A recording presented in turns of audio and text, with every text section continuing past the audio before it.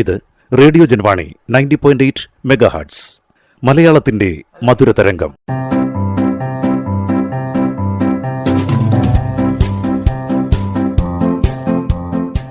ഇപ്പോൾ വാരാന്ത്യ ലോക വൃത്താന്തം കേൾക്കാം. പ്രൊഫസർ ജെ ജേക്കബ് അവതരിപ്പിക്കുന്നു. വാരാന്ത്യ ലോക വൃത്താന്തം.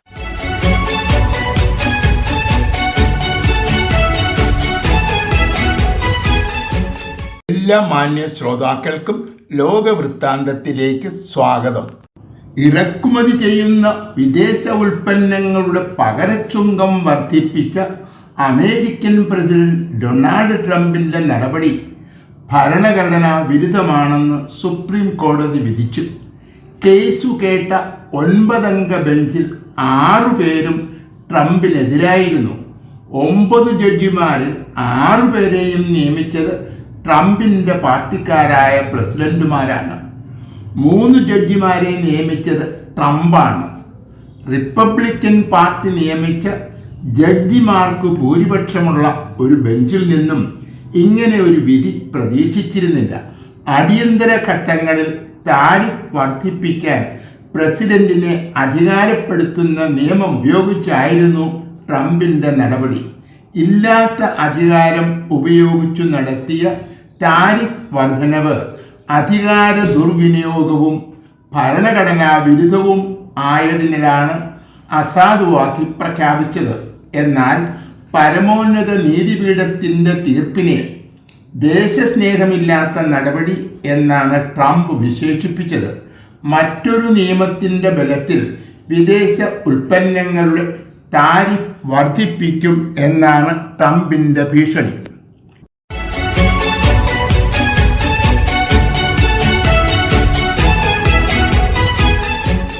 ഇറാൻ അമേരിക്ക ചർച്ചകൾ എവിടെയും എത്തുന്നില്ല.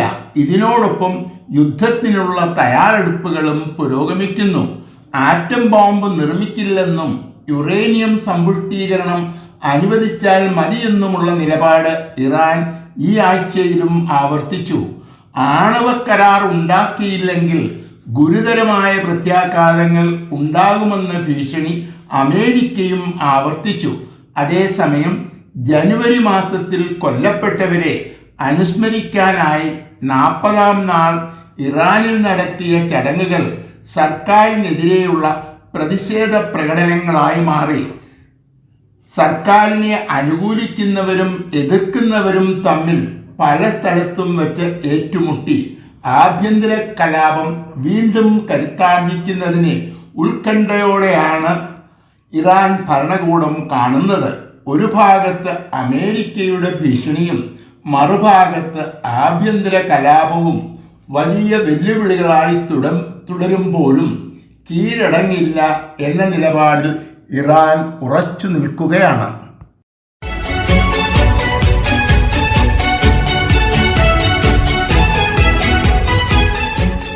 ലക്ഷോപലക്ഷം വിശ്വാസികൾ അയ്യപ്പന്റെ പിതൃതുല്യനായിട്ടാണ് ശബരിമല തന്ത്രിയെ കാണുന്നത്. ഇദ്ദേഹം പെരുങ്കള്ളന്മാരുടെ പട്ടികയിലാണെന്നാണ് ഒരു പ്രമുഖ രാഷ്ട്രീയ പാർട്ടിയുടെ ഏറ്റവും സമുന്നതനായ നേതാവ് പരസ്യമായി വിശേഷിപ്പിച്ചത്. കുറ്റം തെളിയുന്നതുവരെ പ്രതികളെ നിരപരാധികളായി കാണാനാണ് നമ്മുടെ നിയമം അനുശാസിക്കുന്നത്. തന്ത്രിക്കെതിരെ ഒരു തെളിവും ഹാജരാക്കാൻ പോലീസിന് കഴിഞ്ഞിട്ടില്ല എന്നാണ് ജാമ്യം അനുവദിച്ചുകൊണ്ടുള്ള വിധിന്യായത്തിൽ അസന്നിഗ്ധമായി കോടതി വ്യക്തമാക്കിയത്. രാഷ്ട്രീയ പ്രതിയോഗികളെ ആക്രമിക്കുമ്പോൾ മാന്യമായ ഭാഷ ഉപയോഗിക്കാൻ നമ്മുടെ പല രാഷ്ട്രീയ നേതാക്കന്മാർക്കും കഴിയുന്നില്ല. പൊതുസമൂഹത്തിന് ഉൾക്കൊള്ളാൻ കഴിയാത്ത പദപ്രയോഗങ്ങൾ പാർട്ടിയുടെ സ്വീകാര്യതയ്ക്ക് തടസ്സമാകും. ആശയങ്ങൾക്കും നിലപാടുകൾക്കും എതിരെയുള്ള പോരാട്ടമാകണം രാഷ്ട്രീയ പ്രവർത്തനം. അരോചകമായ ഭാഷ ഒരു രാഷ്ട്രീയ നേതാവിനും ഭൂഷണമല്ല.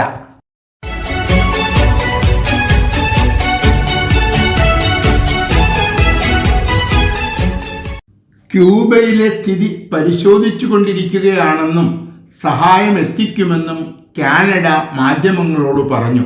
വെനസ്വേലയുടെ പ്രസിഡന്റിനെ അമേരിക്ക ബന്ദിയാക്കിയതിനെ തുടർന്ന് ക്യൂബയിലേക്കുള്ള എണ്ണ വിതരണം മുടങ്ങി. ഇന്ധനക്ഷാമം മൂലം വാഹനങ്ങൾക്ക് നിരത്തിലിറങ്ങാൻ കഴിയുന്നില്ല. ഗതാഗത സംവിധാനം തകരാറായതുകൊണ്ട് നിത്യോപയോഗ സാധനങ്ങളുടെ വില വർദ്ധിച്ചു. നേരത്തെ തന്നെ പ്രതിസന്ധിയിലായിരുന്ന ക്യൂബയുടെ സാമ്പത്തിക മേഖല വലിയ വെല്ലുവിളി നേരിടുകയാണ്. അധികം താമസിയാതെ ക്യൂബ തകരുമെന്നാണ് അമേരിക്കയുടെ വിലയിരുത്തൽ. ക്യൂബയ്ക്കുള്ള കാനഡയുടെ സഹായ വാഗ്ദാനം കാനഡ അമേരിക്ക ബന്ധങ്ങൾ തകരുന്നു എന്നതിൻ്റെ സൂചനയാണ്.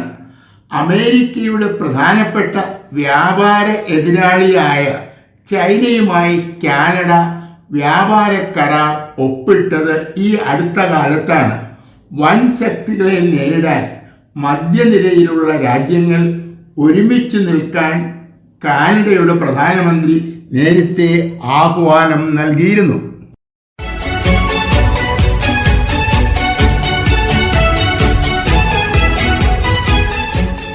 രണ്ടായിരത്തി 2021 അഫ്ഗാനിസ്ഥാന്റെ ഭരണം താലിബാനെ ഏൽപ്പിച്ച് അമേരിക്ക നാട്ടിലേക്ക് മടങ്ങിപ്പോയത്. ലോകരാഷ്ട്ര സമൂഹവുമായി സഹകരിക്കാനോ മതത്തിന്റെ ചട്ടക്കൂട്ടിൽ നിന്നും പുറത്തു വരാനോ താലിബാൻ ഭരണകൂടത്തിന് ഇതുവരെ കഴിഞ്ഞിട്ടില്ല. ഒറ്റപ്പെട്ടു നിൽക്കുന്നതിനാൽ ദാരിദ്ര്യവും തൊഴിലില്ലായ്മയും പോലെയുള്ള പ്രശ്നങ്ങൾ പരിഹരിക്കാൻ ഒരു വിദേശ രാജ്യവും സഹായിക്കുന്നില്ല. ഇതിനിടയിലാണ് അടുത്ത മിത്രമായിരുന്ന പാകിസ്ഥാനിൽ നിന്നുള്ള ആക്രമണങ്ങൾ. അഫ്ഗാൻ അതിർത്തിക്ക് സമീപമുള്ള തീവ്രവാദി ക്യാമ്പുകളിൽ പാകിസ്ഥാൻ നടത്തിയ ആക്രമണത്തിൽ 70 പേരെങ്കിലും കൊല്ലപ്പെട്ടിട്ടുണ്ടാകും എന്നാണ് കണക്കാക്കപ്പെടുന്നത്. അഫ്ഗാനിസ്ഥാൻ അഭയം നൽകുന്ന തഹരീക്ക് താലിബാൻ പാകിസ്ഥാനെ ആക്രമിച്ചതിനുള്ള മറുപടി എന്നാണ് പാകിസ്ഥാന്റെ വിശദീകരണം. ഇതിനും മറുപടി ഉണ്ടാകും എന്നാണ് അഫ്ഗാനിസ്ഥാൻ പ്രതികരിച്ചത്. നിരപരാധികളെ നിഷ്ഠൂരമായി കൊല്ലുന്ന ആക്രമണങ്ങളും പ്രത്യാക്രമണങ്ങളും അവസാനിപ്പിക്കാൻ എവിടെയും ഒരു ശ്രമവും ഉണ്ടാകുന്നില്ല.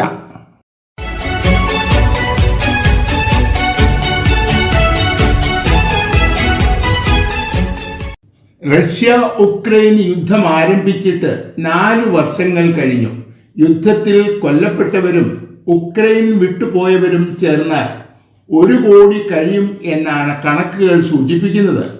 യുദ്ധം അവസാനിപ്പിക്കാൻ നടത്തിയ എല്ലാ ചർച്ചകളും പരാജയപ്പെട്ടു. ഉക്രൈൻ നാറ്റോയിൽ ചേരുന്നത് തടയാനാണ് റഷ്യ യുദ്ധം ആരംഭിച്ചത്. ഉക്രൈന് അംഗത്വം നൽകില്ല എന്ന് നാറ്റോ ഉറപ്പു നൽകി. റഷ്യയുടെ ആക്രമണ ഭീഷണിയിൽ നിന്നും സംരക്ഷണം നൽകിയാൽ മതി എന്ന് ഉക്രൈനും സമ്മതിച്ചു. നാറ്റോ പ്രവേശനത്തെ ചൊല്ലിയാണ് യുദ്ധം ആരംഭിച്ചതെങ്കിലും പിടിച്ചെടുത്ത പ്രദേശങ്ങൾ കൈമാറുന്നതിലുള്ള തർക്കം മൂലമാണ് വെടിനിർത്തൽ ചർച്ചകൾ പരാജയപ്പെടുന്നത്. വിട്ടുവീഴ്ചയ്ക്ക് ഇരു രാജ്യങ്ങളും തയ്യാറാകുന്നില്ല. മറ്റു യൂറോപ്യൻ രാജ്യങ്ങളിലേതുപോലെ ഉക്രൈനിലും ജനസംഖ്യയുടെ വളർച്ചാ നിരക്ക് കുറവാണ്. യുദ്ധത്തിൽ നിരവധി പുരുഷന്മാർ കൊല്ലപ്പെട്ടതിനാൽ ഉക്രൈൻ വിധവകളുടെ നഗരമായിരിക്കുന്നു. ഇത് വലിയ ജനസംഖ്യാ പ്രതിസന്ധി ഉണ്ടാക്കും എന്നാണ് പൊതുവെയുള്ള വിലയിരുത്തൽ.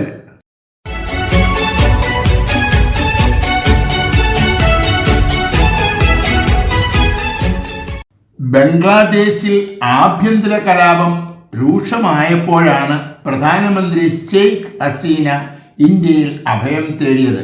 ഇതേ തുടർന്നാണ് ഇന്ത്യയുടെ അടുത്ത മിത്രമായിരുന്ന ബംഗ്ലാദേശ് ഇന്ത്യയിൽ നിന്നും അകലാൻ തുടങ്ങിയത്. ഇടക്കാല മന്ത്രിസഭയുടെ തലവനായ യൂനുസിന്റെ കാലത്താണ് 1971 തകർന്ന ബംഗ്ലാദേശ് പാകിസ്ഥാൻ ബന്ധങ്ങൾ പുനഃസ്ഥാപിക്കപ്പെട്ടത്. ഇന്ത്യ വിരുദ്ധ നിലപാടുകാരനായ യുവനേതാവ് ഷെരീഫ് ഉസ്മാൻ ഹാദിയ കൊല്ലപ്പെട്ടതിനെ തുടർന്നാണ് ഇന്ത്യക്കാർക്ക് വിസ നൽകുന്ന നടപടി ബംഗ്ലാദേശ് മരവിപ്പിച്ചത്. തിരഞ്ഞെടുപ്പിൽ ബംഗ്ലാദേശ് നാഷണലിസ്റ്റ് പാർട്ടി വലിയ ഭൂരിപക്ഷത്തിൽ വിജയിച്ചു. തിരഞ്ഞെടുപ്പ് വിജയത്തിൽ ആദ്യമായി അഭിനന്ദനം അറിയിച്ച വിദേശ ഭരണത്തലവൻ നമ്മുടെ പ്രധാനമന്ത്രി നരേന്ദ്രമോദിയാണ്. ഇന്ത്യക്കാർക്ക് വിസ നൽകുന്ന നടപടികൾ പുനഃസ്ഥാപിച്ചുകൊണ്ടാണ് ബംഗ്ലാദേശ് പ്രതികരിച്ചത്. ഇന്ത്യ ബംഗ്ലാദേശ് ബന്ധങ്ങൾ ക്രമീകരിക്കുന്നതിൻ്റെ സൂചനയായിട്ടാണ് ഈ നടപടിയെ ഇന്ത്യ കാണുന്നത്.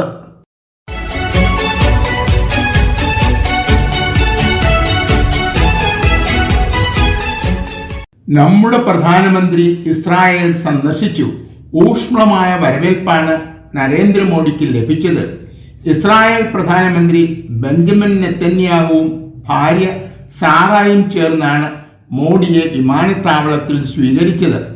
ആദ്യമായിട്ടാണ് പാർലമെന്റിൽ പ്രസംഗിക്കാൻ ഇസ്രായേൽ ഒരു ഇന്ത്യൻ പ്രധാനമന്ത്രിയെ ക്ഷണിച്ചത്. നമ്മുടെ പ്രധാനമന്ത്രി പ്രസംഗിക്കുമ്പോൾ ഭരണ പ്രതിപക്ഷ ഭേദം കൂടാതെ എല്ലാ പാർലമെന്റ് അംഗങ്ങളും കൈയടിച്ചു പ്രോത്സാഹിപ്പിക്കുന്നതിൻ്റെ ചിത്രങ്ങൾ തത്സമയം ലോകമാധ്യമങ്ങൾ പ്രക്ഷേപണം ചെയ്തു. 2023 ഇസ്രായേൽ നേരിട്ട ഹമാസ് ആക്രമണവും 2008 ഇന്ത്യ നേരിട്ട ബോംബെ ഭീകരാക്രമണവും അനുസ്മരിക്കുകയും ഒരു ഭീകരാക്രമണങ്ങളും ന്യായീകരിക്കില്ലെന്ന് പാർലമെന്റിലെ പ്രസംഗത്തിൽ മോഡി വ്യക്തമാക്കി. ഗാസയിൽ സമാധാനം സ്ഥാപിക്കാനുള്ള ഇസ്രായേലിൻ്റെ ശ്രമങ്ങൾക്ക് എല്ലാ പിന്തുണയും വാഗ്ദാനം ചെയ്യുകയും ഇരു രാജ്യങ്ങളുമായുള്ള ബന്ധങ്ങൾ തുടരുമെന്ന് മോഡി പ്രഖ്യാപിക്കുകയും ചെയ്തു.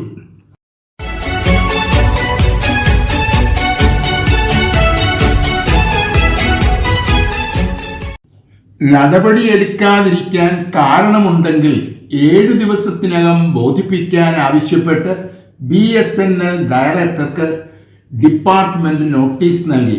ഇദ്ദേഹവും കുടുംബവും പ്രയാഗ്രാജ് സന്ദർശിക്കുമ്പോൾ ഒരുക്കിക്കൊടുക്കേണ്ട സൗകര്യങ്ങളെ ചൊല്ലിയുള്ള വിവാദങ്ങളാണ് ഈ നടപടിയിലേക്ക് നയിച്ചത്.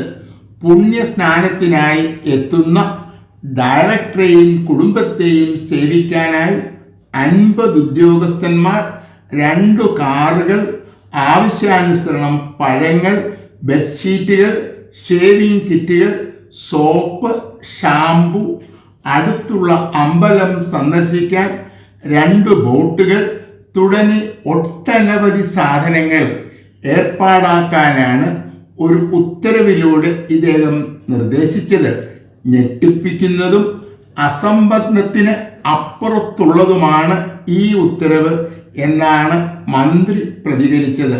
34 വർഷത്തെ സർവീസുള്ള ഒരു ഉയർന്ന കേന്ദ്ര സർക്കാർ ഉദ്യോഗസ്ഥനാണ് തൻ്റെ സ്വകാര്യ യാത്രയ്ക്ക് വിപുലമായ സൗകര്യങ്ങൾ ഒരുക്കാൻ ഉത്തരവിറക്കിയത്.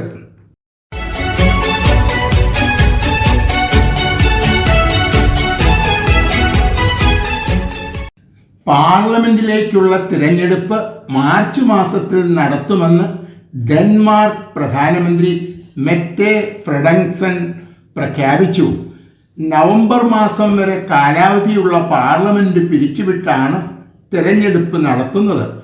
ഡെൻമാർക്കിൻ്റെ ഭാഗമായ ഗ്രീൻലാൻഡ് പിടിച്ചെടുക്കുമെന്ന ട്രംപിൻ്റെ ഭീഷണി നേരിടാനുള്ള കരുത്താർജിക്കാനാണ് കാലാവധി തീരുന്നതിന് മുമ്പ് ജനവിധി നേരിടാൻ പ്രധാനമന്ത്രി തീരുമാനിച്ചത്.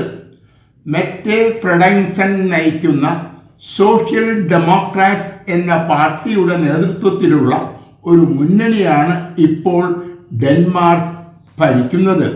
ഗ്രീൻലാൻഡ് പിടിച്ചെടുക്കുമെന്ന അമേരിക്കയുടെ ഭീഷണി നാറ്റോ ഉടമ്പടിയിലെ വ്യവസ്ഥകൾക്കെതിരാണെന്ന് ചൂണ്ടിക്കാട്ടി ഒട്ടുമിക്ക യൂറോപ്യൻ രാജ്യങ്ങളും അമേരിക്കയെ എതിർത്തു. ഈ എതിർപ്പിനെ തുടർന്ന് ട്രംപ് നിലപാട് മയപ്പെടുത്തുകയും ഗ്രീൻലാൻഡ് കൂട്ടിച്ചേർക്കില്ല എന്ന് പ്രഖ്യാപിക്കുകയും ചെയ്തു.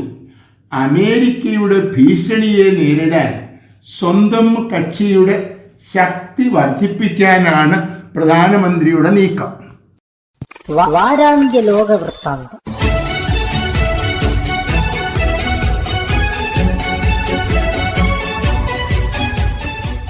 തയ്യാറാക്കി അവതരിപ്പിച്ചത് പ്രൊഫസർ ജെ ജേക്കബ്.